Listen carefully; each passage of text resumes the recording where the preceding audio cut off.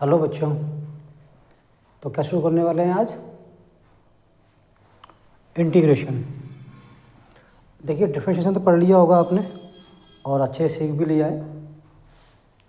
सारे फॉर्मूले याद कर लीजिएगा आप डिफरेंशिएशन के, और एक बार अच्छे से और प्रैक्टिस कर लीजिएगा।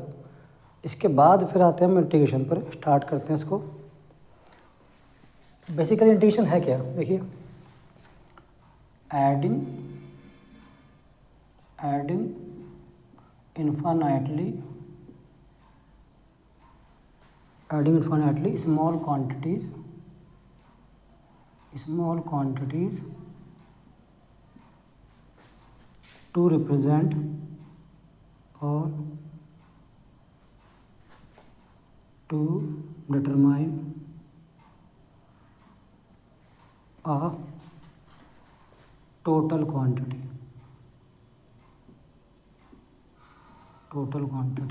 मतलब कई सारी स्मॉल क्वांटिटीज हैं, बहुत ही छोटी, बहुत ही टाइनी। उन सबको अगर हम ऐड करें, उनका समअप करें और हमें होल क्वांटिटी मिल जाए, this is called integration. Symbol क्या होता है इसका? देखिए, सिंबल क्या होता है इसका? सिंबल इस तरीके से होता है। ये सिंबल कैसे बना? देखिए, पहले आप एक बात समझ लीजिए, पहले डिफरेंशिएशन आया कि इंटीग्रेशन आया? पहले इंटीग्रेशन आया, बाद में डिफरेंशिएशन आया। तो इंटीग्रेशन मीन्स एडिंग अप और सम, और you can summation of all. तो सबसे पहले इसको सिंबल एस दिया गया, और फिर बाद में सभी इस एस को चेंज करके कुछ इस तरीके से कर दिया गया। तो now these days we are using this symbol for the integration. सबसे पहले हम एक्चुअली इंटीग्रेशन क्या है उसको समझने से पहले हम समझते हैं कि बेसिक डिफरेंस क्या है डिफरेंशिएशन में और इंटीग्रेशन में। क्योंकि डिफरेंशिएशन पढ़ चुके हो आप और उसको पढ़ चुके हो आप, तो दोनों में डिफरेंस होना या आपको डिफरेंस पता होना बहुत ज़रूरी है। तो डिफरेंस बिटवीन डिफरेंशिएशन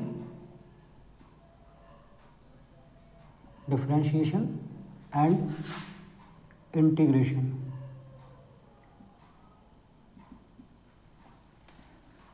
पहले ये समझ लेते हैं हम। सबसे पहले देखिए, बेसिक डिफरेंस क्या है इंटीग्रेशन में और डिफरेंशिएशन में।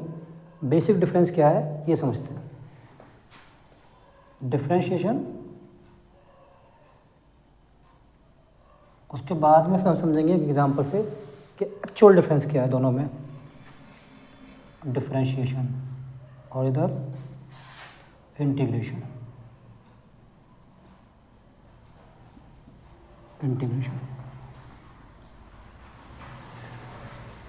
First basic difference, it is a rate of change in one quantity with respect to other quantity.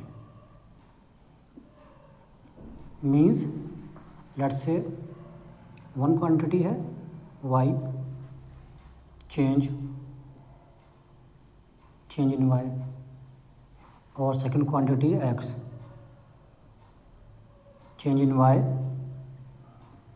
y with respect to x। Means y में कुछ चेंज हो रहा है और एक्स के रिस्पेक्ट में कुछ चेंज, एक्स के रिस्पेक्ट में जो हो रहा है। Means small change in y with respect to small change in x. तो this is called differentiation. Now integration, total accumulation. It means सबका सम अप, जितनी भी स्मॉल क्वांटिटीज हैं उन सब का सम उन सबका sum up is called integration. मतलब सभी क्वांटिटी को अब जब हम सम कर देंगे, स्मॉल स्मॉल क्वांटिटीज़ हैं, लेकिन यहाँ पे क्या मिलेगा आपको, यहाँ पे मिलेगा आपको स्मॉल स्मॉल क्वांटिटीज़, क्योंकि आपने डिफ्रेंशिएट किया है with respect to x. Change in y, some change in y with respect to x. और यहाँ पे जो डिफरेंट क्वांटिटीज़ हैं, स्मॉल स्मॉल क्वांटिटीज़ हैं, उसको हम सब अप करके टोटल एक्यूमुलेट कर दिया। This is called integration. Second difference क्या है? सेकंड डिफरेंस है डिफरेंशिएशन में आपको स्लोप मिलता था। क्या मिलता था? स्लोप। आपको स्लोप मिलता था, इसको हम कहते थे dy/dx। इंटीग्रेशन में क्या मिलता है? इंटीग्रेशन में आपको एरिया मिलता है या टोटल क्वांटिटी मिलती है। ये सेकंड डिफरेंस हो गया। थर्ड डिफरेंस क्या बच्चों? डिफरेंशिएशन में फंक्शन रिड्यूस होता है। क्या होता है? फंक्शन रिड्यूस होता है। So reduction in function,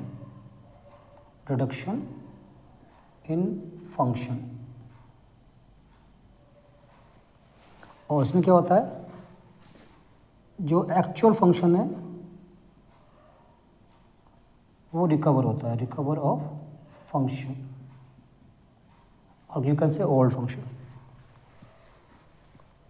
fourth difference क्या है, इसे तो आप जानते होंगे। It is denoted by d/dx and it is denoted by this sum dx. So these are the basic differences. Now we will understand what is the actual difference. तो उसका एक एग्जाम्पल समझते हैं। Let's see one example.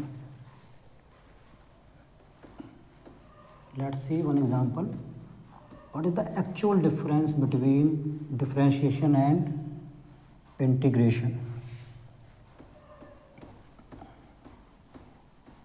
एक example लेते हैं, let's say car का example लेते हैं। Actual difference between differentiation and integration. Example,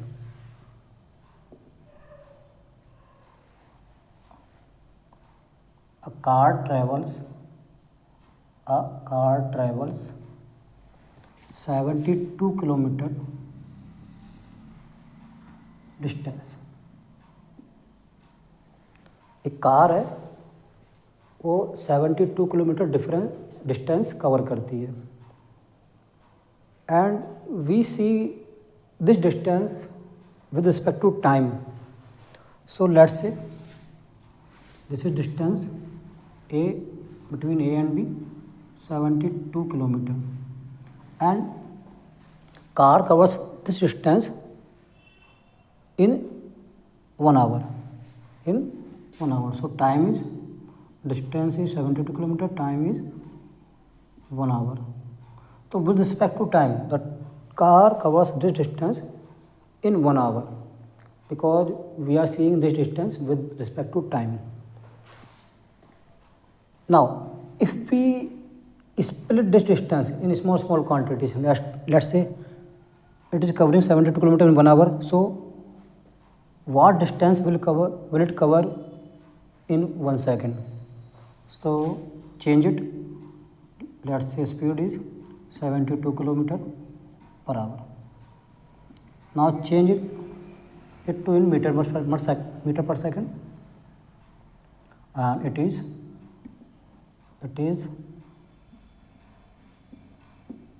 20 meter per second.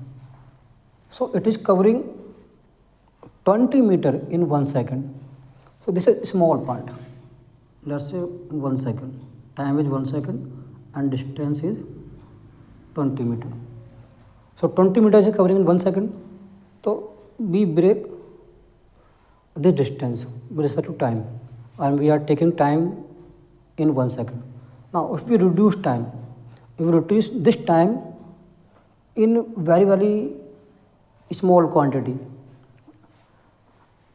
Here it is in 1 second. If we reduce this time in millisecond, so what distance will it cover in 1 millisecond? So in 1 second 1000 millisecond. So change it 0.02 meter in 1 millisecond or 2 centimeter per millisecond. Now time becomes small, time और छोटा हो गया, time छोटा हो गया, distance और कम हो गई. तो इस तरीके से अगर हम इसको स्मॉल पार्ट्स में अगर ब्रेक करते जाएं तो डिस्टेंस भी कम होती जाएगी. And this is called differentiation. Small change in one quantity with respect to other quantity. एक क्वांटिटी कम हो रही है और उसके रिस्पेक्ट में दूसरी क्वांटिटी भी कम हो रही है. This is called differentiation.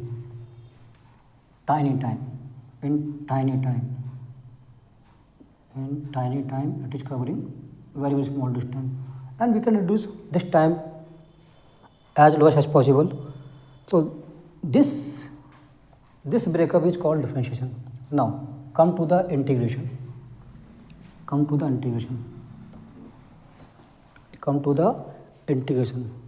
देखिए, 1 घंटे में कवर करती है 72 किलोमीटर, 1 सेकंड में कवर करती है 20 मीटर और 1 मिली सेकंड में कवर करती है 2 सेंटीमीटर. अब इसी को अगर हम सबको सम कर दें, लेट्स से 1 सेकंड में कवर करती है 20 मीटर, तो 10 सेकंड में कितना करेगी? 200 metre. And if we sum up all these small distances, so what we will get? We will get the whole quantity. And what is the whole quantity? It is a distance of 72 kilometer. Let's see. What the total time? Total time is here. Total time is 1 hour. And convert this 1 hour into second, 3600 seconds. So 20 meter,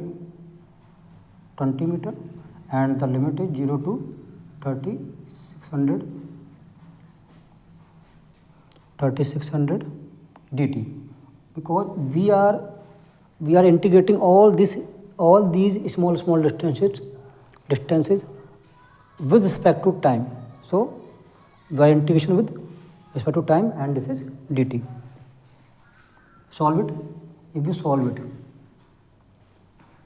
solve it, so you will get 20 into 3600 equal to 72,000 second. Sorry, 72,000 meter and 72 kilometer. So what you will get? आपको क्या मिला? आपको मिला total distance, क्योंकि आपने सभी small distances को with respect to time आपने ऐड अप कर दिया और फाइनली क्या मिल रहा है? आपको डिस्टेंस मिल रहा है. तो इंटीग्रेशन में क्या करते हैं? सभी क्वांटिटी को सम कर देते हैं.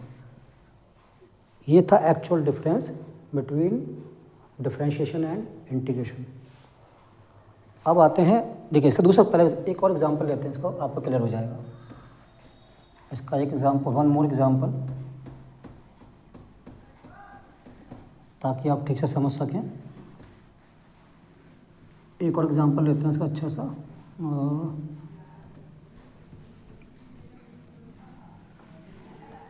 मोर क्लियरली देखिए, पानी का टैंक एक क्या है? वाटर टैंक है. इसमें वाटर आ रहा है. क्या आ रहा है? वाटर आ रहा है. ड्रॉप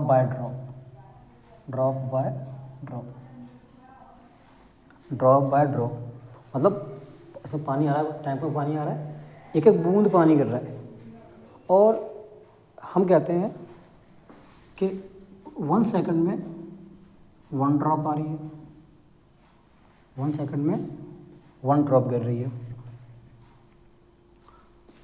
1 सेकंड में 1 ड्रॉप गिर रही है. तो 1 मिनट में कितनी ड्रॉप गिरेंगी? 60 ड्रॉप्स गिरेंगी.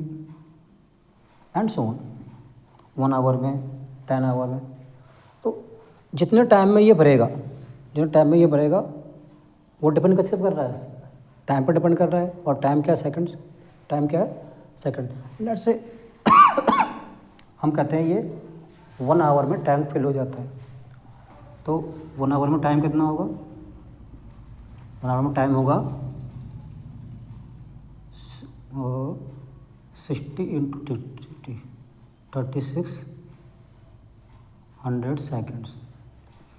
सो ड्रॉप्स कितनी करेंगी, ड्रॉप्स कितनी करेंगी, ड्रॉप्स कितनी करेंगी 3600। और हम कहते हैं 1 ड्रॉप का जो वॉल्यूम है वो 1 सेंटीमीटर क्यूब है। कितना है, 1 सेंटीमीटर क्यूब है। तो टोटल वॉल्यूम कितना हो जाएगा 3600 सेंटीमीटर क्यूब। ये वाटर का वॉल्यूम हो गया 1 आवर में, और टैंक फिल हो गया। तो अगर आप देखो तो रेट क्या है यहाँ पर रेट है 1 ड्रॉप पर सेकेंड, यानी कि 1 सेकंड में 1 ड्रॉप गिर रही है, ये रेट हो गई। तो टाइम के स्पीड में कितनी ड्रॉप आ रही है, 1 ड्रॉप आ रही है, उसका वॉल्यूम कितना है 1 centimetre cube. This is differentiation, this is differentiation with respect to time, with respect to time. Now अगर हम इसी को रिवर्स कर दें और हम ये कहें कि पूरा टैंक टाइम के रिस्पेक्ट में 1 आवर में भर रहा है, तो 1 आवर में कितना वॉल्यूम वाटर आएगा, कितना वॉल्यूम वाटर आएगा, कितना वॉल्यूम वाटर आएगा 3600 सेंटीमीटर क्यूब। यानी कि 1 घंटे में कितना पानी भरेगा, 1 घंटे में कितना पानी इस टैंक में आएगा। This is called integration. क्या, इंटीग्रेशन। तो टाइम के रिस्पेक्ट में हम देख रहे हैं, देखिए जब टाइम के रिस्पेक्ट में हम डिवाइड कर रहे हैं वाटर को या उसके वॉल्यूम को, और जब हम टाइम के रिस्पेक्ट में हम क्या कर रहे हैं, वाटर के वॉल्यूम को इंटीग्रेट कर रहे हैं। तो होपफुली आप समझ गए होंगे क्या डिफरेंस है डिफरेंशिएशन में और इंटीग्रेशन में।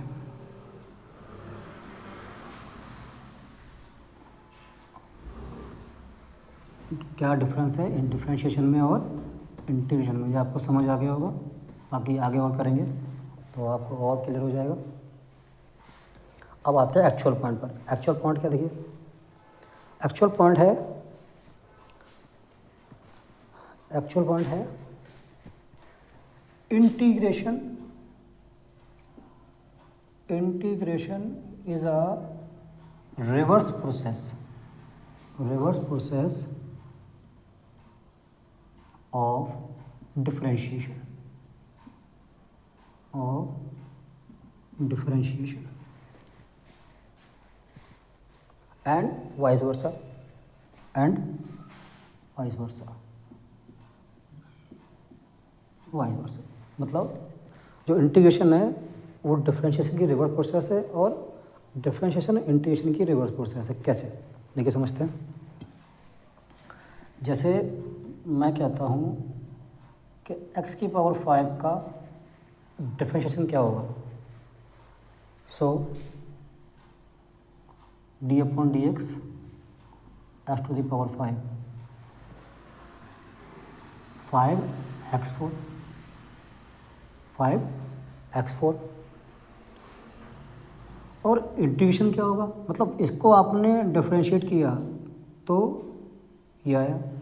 इट मीन्स आप इसको इंटीग्रेट करोगे तो क्या आना चाहिए, यहाँ चाहिए। इसको इंटीग्रेट करते हैं, देखो 5x की power 4 dx equal to 5 the constant, take outside x to the power 4 dx and 5 x to the power 4 + 1 upon 4 + 1 equal to 5 x to the power 5 upon 5, ये कैंसिल हो गया, equal to x to the power 5। So आपने इसको integrate किया तो again देखिए ये आ गया। तो दोनों दूसरे के रिवर्स हैं, क्या है, रिवर्स हैं। लेकिन ये कॉन्सेप्ट बिल्कुल क्लियर नहीं है, बिल्कुल करेक्ट नहीं है। अब इसको हम मोर करेक्ट करते हैं। इसको प्रोसेस को हम भी मोर कट करके देखते हैं। देखिए कैसे, उसके लिए समझना पड़ेगा आपको एंटी डेरिवेटिव्स। क्या समझना पड़ेगा? Anti derivative. जैसे मैं कहता हूँ x की power 4, x to the power 4, ये किसका डेरिवेटिव है? ये किसका डेरिवेटिव है? तो ये आप सोचोगे D upon d x, d upon d x, d upon d x, H two the power 5, H two the power 5 upon 5 का किसका डेरिवेटिव है? D upon d x, H two the power 5 upon 5। इसका derivative करोगे आप तो क्या आएगा? H two the power 4 आएगा। देख लीजिए कैसे करेंगे। H two the power 5 upon 5 D upon d x, तो 1/5 इंटू 5 x4, ये कैंसिल हो गया, क्या आ गया? x की पावर 4। तो it means it is a derivative of this function, of this function. तो दिस इज डेरिवेटिव। और ये किसका डेरिवेटिव है? ये किसका डेरिवेटिव है? ये इसका डेरिवेटिव है। So this is anti derivative, anti derivative, anti derivative. लेकिन आपको पता है कि जब आप डिफरेंशिएट करते हो, जब आप डिफरेंशिएट करते हो तो कांस्टेंट का जीरो होता है। क्या होता है? कांस्टेंट का जीरो होता है। अब इसके साथ मैं कांस्टेंट लगा देता हूँ, d upon d x, x to the power 5 upon 5 plus 10 कर देता हूँ। तो जब इसको आप डिफरेंशिएट करोगे विद रिस्पेक्ट टू एक्स, तो उसका तो क्या आएगा? एक्स की पावर 4 आएगा, उसका जीरो हो जाएगा, तो भी एक्स की पावर 4 आएगा।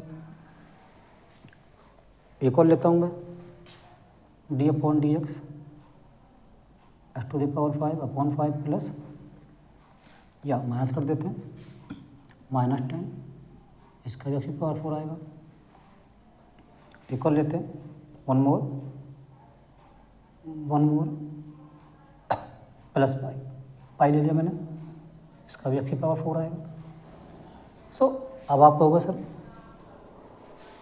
ऐसे तो बहुत सारे हो सकते हैं, ऐसे तो बहुत सारे हो सकते हैं। हाँ, कितने हो सकते हैं? Many, infinite, many, infinite. So for one derivative there are number of antiderivatives. These are all antiderivatives, these are all antiderivatives for this derivative. So concept clear? concept clear कि एक ही डेरिवेटिव के कई सारे एंटी डेरिवेटिव हो सकते हैं, जिसको differentiate करने पर ये आ रहा है, इसको डिफरेंशिएट करने पर ये आ रहा है।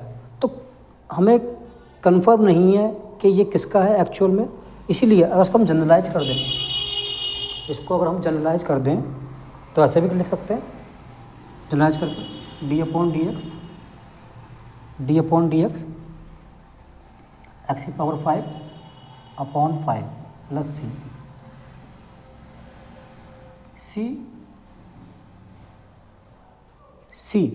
C is for all constant values, infinite values.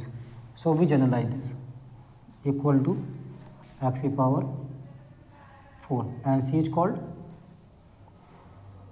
constant of या इंटीग्रल कांस्टेंट बोल सकते हो आप, इंटीग्रल कांस्टेंट, क्योंकि जो कांस्टेंट फिक्स नहीं है इसलिए हम इसको कभी कभी ये भी कहते हैं, या इसको जो कहते हैं हम इनडेफिनेट इंटीग्रल, इसी का नाम, इसीलिए इसका नाम है इनडेफिनेट इंटीग्रल। ये रीजन है because the value of c is not fix and it is unknown, that's why it is called indefinite integral. अब समझते हैं कि इंटीग्रेशन क्या होता है। फाइनल पॉइंट पे आते हैं। फाइनल पॉइंट पे आते हैं, इंटीग्रेशन क्या होता है।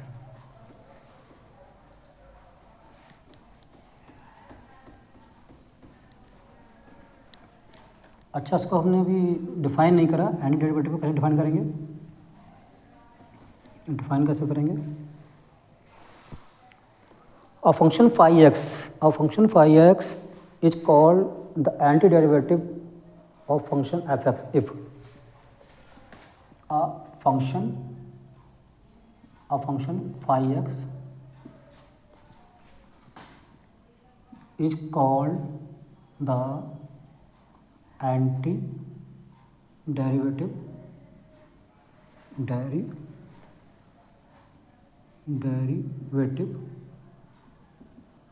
a function phi is called the antiderivative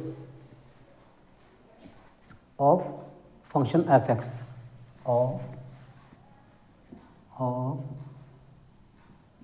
function fx if d upon dx phi x plus c equal to fx। मतलब जो phi x फंक्शन है वो कब कहलाता है एंटीडेरिवेटिव, जब इसको हम डिफ्रेंशिएट करें तो हमें वही फंक्शन क्या मिल जाए, fx मिल जाए। ये इसकी डेफिनेशन है। जैसे कि आपने पिछले किया था ना, क्या किया था हमने किया था x की पावर 5 अपॉन 5 प्लस c कर दूँ मैं, इक्वल टू क्या आ रहा है, x की पावर 4 आ रहा है। ये क्या हो गया fx और ये क्या है phi x। नाउ अब समझते हैं हम इंटीग्रेशन क्या होता है। अब समझते हैं हम इंटीग्रेशन क्या होता है। आपको क्लियर हो जाएगा, indefinite integral let fx be a function, let fx be a function, let fx be a function,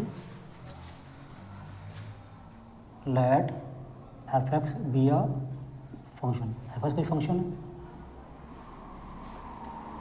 the family of all its antiderivatives,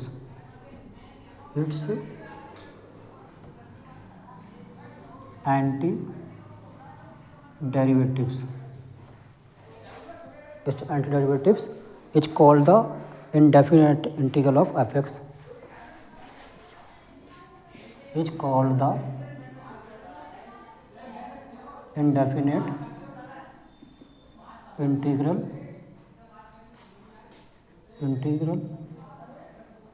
of fx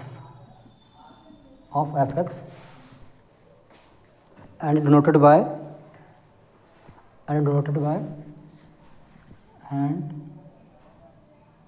it is denoted by integration of fx dx equal to phi x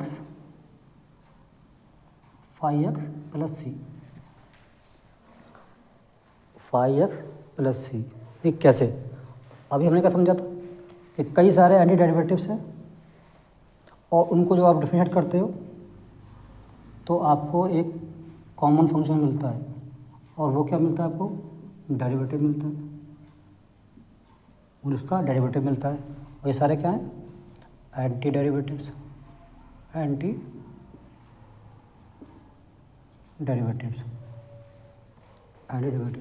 तो ये सारी जो family है, इसी को हम कहते हैं इंडेफिनेट इंटीग्रल। देखिए रिवर्स प्रोसेस है। इस सारी फैमिली को हम जब डिफरेंशिएट करते थे तो क्या मिलता था, हमें एफ एक्स मिलता था। इट मीन्स अगर हम उसको इंटीग्रेट करें, इसको अगर हम इंटीग्रेट करें तो हमें क्या मिलेगा, हमें क्या मिलेगा, ये सारी फैमिली मिलेंगी, नहीं मिलेंगी, और उनमें सब में कॉमन क्या है, सी। तो चलिए हम यहाँ पे सी का यूज़ कर रहे हैं। तो ये हो गया आपका इनडेफिनेट इंटीग्रल। अब पहले कुछ फॉर्मूले लिखते हैं, पहले कुछ बेसिक फॉर्मूले लिखते हैं और उसके बाद में एक एग्जांपल से और समझेंगे मोर कॉन्साइज वे में कि इंटीग्रेशन क्या है, और उसके बाद में फिर करते हैं शुरू एक्सरसाइज।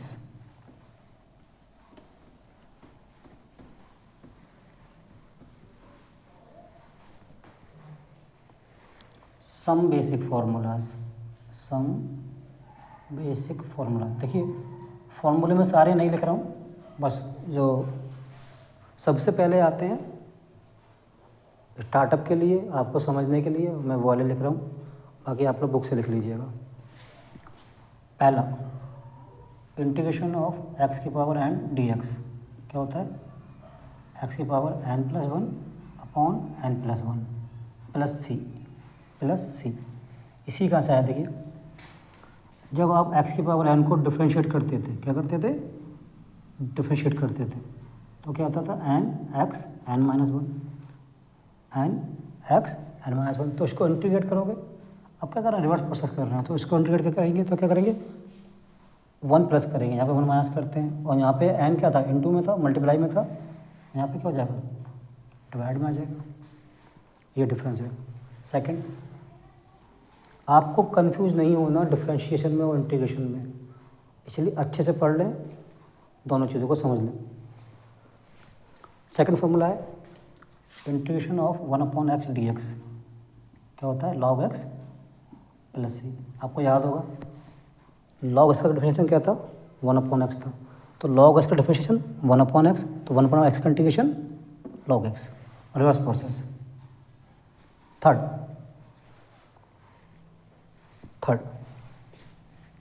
इंटीग्रेशन ऑफ e की power x dx equal to e की power x plus c. Fourth formula integration of sine x dx। देखिए साइन x का डिफरेंशिएशन क्या था, cos x था, तो यहाँ पे साइन x को हम इंटीग्रेट कर रहे हैं, तो क्या हो जाएगा माइनस का cos x, माइनस का cos x। ये आपको बहुत याद रखना है। फिफ्थ फार्मूला, फिफ्थ क्या है, integration of cos x dx। cos x का डिफरेंशिएशन क्या था, माइनस का साइन x, तो यहाँ पे क्या होगा, रिवर्स हो जाएगा, प्लस का साइन x, प्लस का साइन x और प्लस सी। चलिए अब आगे एक एग्जांपल लेंगे इंटीग्रेशन का और सबको सम अप करके देखेंगे। लेट्स से कि वॉल्यूम का एग्जांपल लेते हैं और सब करते हैं। Thank you.